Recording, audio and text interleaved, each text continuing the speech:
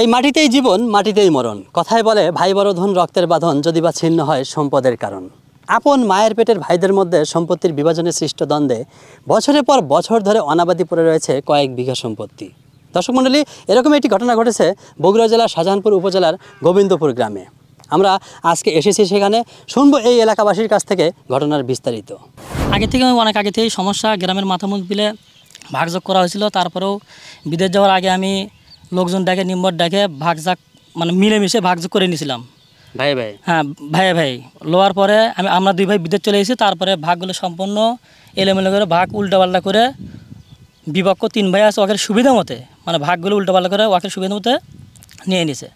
তারপরে আমার এক ভাই ছিল, ড্রেন চাইছে, ড্রেন দেয় না, পানি চাইছে, ড্রেন দেয় না। অ্যান্ড ভিগুলো আজ 5-6 বছর পরে আছে পতিত।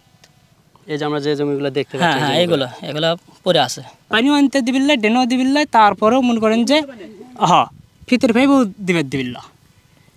তারপর মানুষকে যদি পত্তন দেয় বা বাকি দেয়, আমার এক চাচা কি দোষনো, শফিকুল রহমানও কি দোষনো।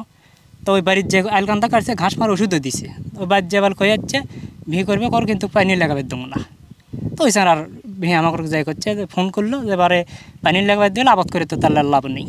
তো ওই ধরেন ওই এই জমিগুলো কতদিন যাবত এরকম অনাবাদি পড়ে আছে? তা তো ধরেন 4-5 বছর হচ্ছে পরে আছে।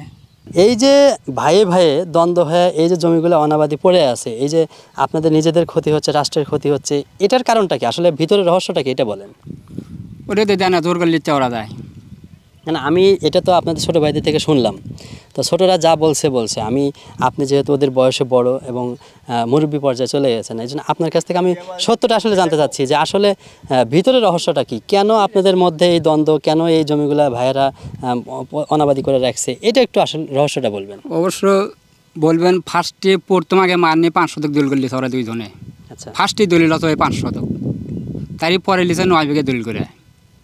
লোয়ার পরে সে থেকে কেতাল শুরু হয়ে গেছে। তারপরে এই যে মানে জমি মা বাবা আপনাদের দলিল করে দিল, এটা নিয়ে একটা দ্বন্দ্বের সৃষ্টি হলো, পরবর্তীতে যে কোনোভাবে হোক সেটা তো আবার আপোষ মীমাংসা হয়েছে, কিন্তু এখন কেন এই জমিগুলো অনাবাদি পড়ে থাকবে? এখন পরে থাকলেও মনে করেন পরে 30 বছরের কেঁচাল দলিল, 30 বছরের বাপ মার সাথে কোনো সম্পর্ক নেই। ওখানে সম্পর্ক নেই। তার বাপ যে মরে গেছে তাকে মাটি দিবে যায় না ওরা। তারপরে বড় বোন মরে আছে, তাকেও মাটি দেয়নি। আমার নাম মোহাম্মদ আমিনুর রহমান। বাবার নাম? মোহাম্মদ মফিজউদ্দিন মোল্লা। গ্রাম? গোবিন্দপুর। আচ্ছা, এই যে আপনার ভাইও বলল যে আমিও মফিজউদ্দিন মোল্লার ছেলে, আপনিও বলতেছেন আমি মফিজউদ্দিন মোল্লার ছেলে, তা আপনারা আপন ভাই হওয়া সত্ত্বে আপনাদের মধ্যে এরকম দ্বন্দ্ব কেন?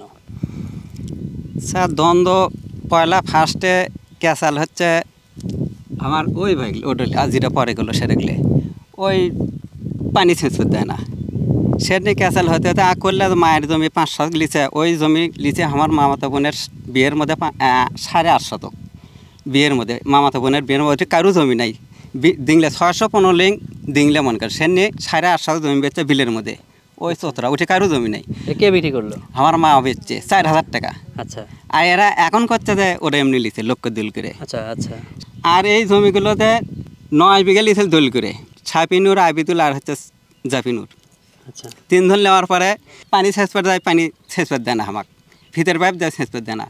এই সালাম ভাইজান তাক কোনো যে আমার বাড়ির জানতো যে শোনেন তো, না পানিও শেষ পেতে দম না, কিছুই করে দম না। ভাইজানের কাজ 3 দিন গেছি যে ভাইজান শোনেন তোরা ড্রেন দিবি না দিবি লয়, তো কথা না ড্রেন দমো না নমো না।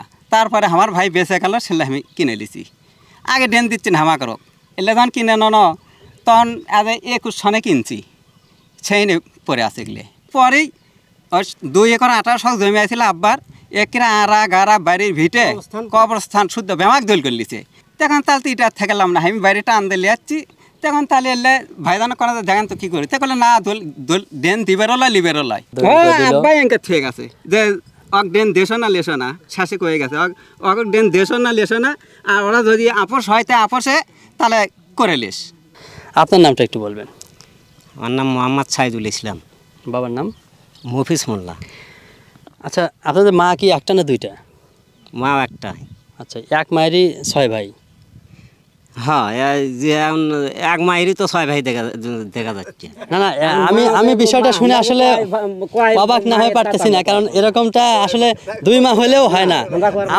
আমার একদম নিকটতম প্রতিবেশী আমাদের এক মেম্বার দাদা ছিল, তার একটা মানে একজন মানুষের দুইটা বউ ছিল, দুইটা বউয়ের মানে এক বউয়ের 4 ছেলে, এক বউয়ের 3 ছেলে, দুই বউয়ের হচ্ছে 7 ছেলে। কিন্তু তাদের মধ্যে আমি এরকম সমস্যা দেখিনি যেটা আপনাদের মধ্যে দেখতেছি। এখন এইটা থেকে আসলে কি বের হওয়ার কোনো উপায় আছে? এরা এখন ওরা আবার যদি না করে আমাকে তো করবার কিছু নেই। ওরা আগে আমাকে দেয়নি, সেই হিসেবে এখন বাপ যেটা করে গেছে সেটা আমরা এখন সেটা ধরে আছি। না, ওরা দেয়নি, বাপের বেটাই হলো ওরা দেয়নি, ওরা হচ্ছে আপনার ছোট ভাই। দিলনি, বাড়ির ভিটাও দিলনি, আমার তার দেয়নি। না, ওরা দেয়নি, ওরা হচ্ছে আপনার ছোট ভাই, ওরা ভুল করতে পারে, আপনি বড় ভাই হয়ে কি ভুলটা করতে পারেন? তাহলে কো অবস্থানই দেয়নি, ভাইয়ে ভাইয়ে তো বাপ মা তো একখানতি থাকে, এক কবর ছানি থাকে। তাহলে আমরা এখন কুটি থাকবো, কোলা গাছের উপরেই থাকবো, না কার উপরে থাকবো, সেটা চিন নাই।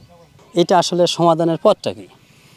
সমাধানের পথ তো এখন এরা নিজে নিজেই যদি মানে এরা ভাইয়ে ভাইয়ে যদি মিলার চেষ্টা করে, মানে মিলা যায়, তাহলে তার অন্য লোকের দরকার। আমরা অনেকবার খালি আমরা না, গ্রামের না, চেয়ারম্যান, তারপর ইউনিয়নের যত বড় বড় মাতব্বর এখানে এসে আমরা অনেক সালিশ করেছি। সালিশ করে তো ওই যে দলিল করে বললো না, এলে আবার ভাঙে আবার দলিল করে দেওয়া, শোনো।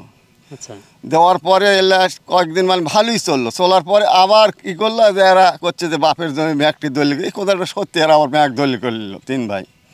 লেওয়ার থেকে যে এরকম একটা মানে কাজের সৃষ্টি, এর মধ্যে মানে বিভেদ সৃষ্টি হয়ে গেছে। এখন তারপরে আমরা ইয়ে করতে যে একই আজ করলো না, বললো না, একই কথা বলে যে আমরা ওইগুলো। যদিও বা এখানে একটা পক্ষ আর একটা পক্ষকে দোষারোপ করছে, কিন্তু আপনারা যেহেতু এই এলাকার মাথা মুরব্বী, আপনারা তো এই বিষয়টা A to Z জানেন।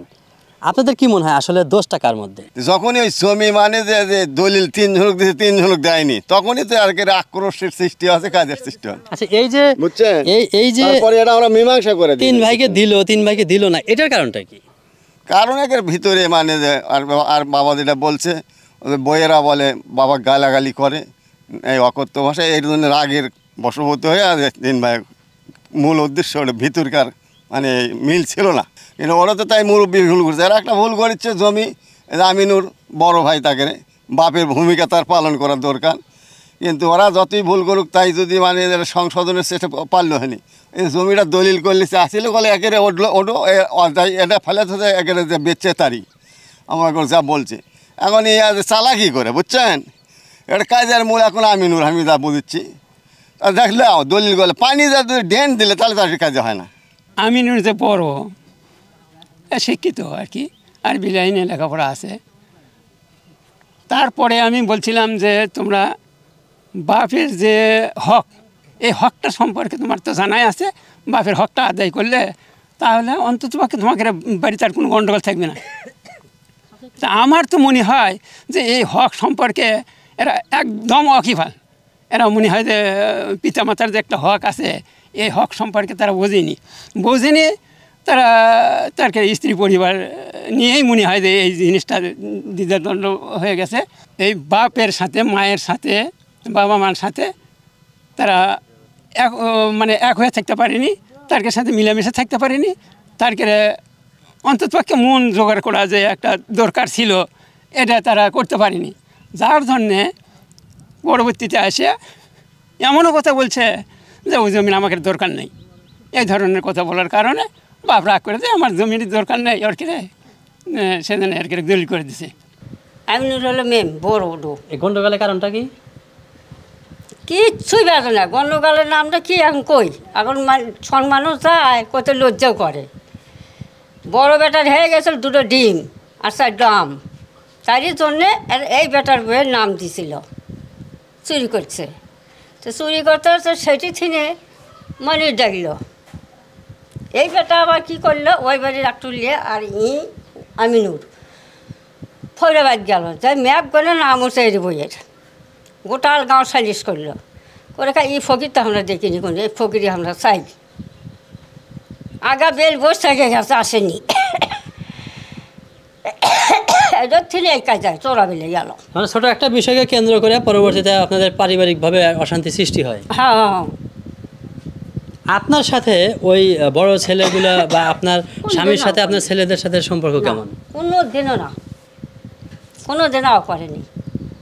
সে গণ্ডগোল করতে করতে আজ মারিবার আসে, কাল মারিবার আসে, আজ মাথা ফাইটে যায়, কাল মাথা ফাইটে যায়, বাপে বিছনে পড়লো। আমরা উভয় পক্ষকে বুঝিয়ে এই বিবাদ নিরসনের চেষ্টা করে ব্যর্থ হয়েছি।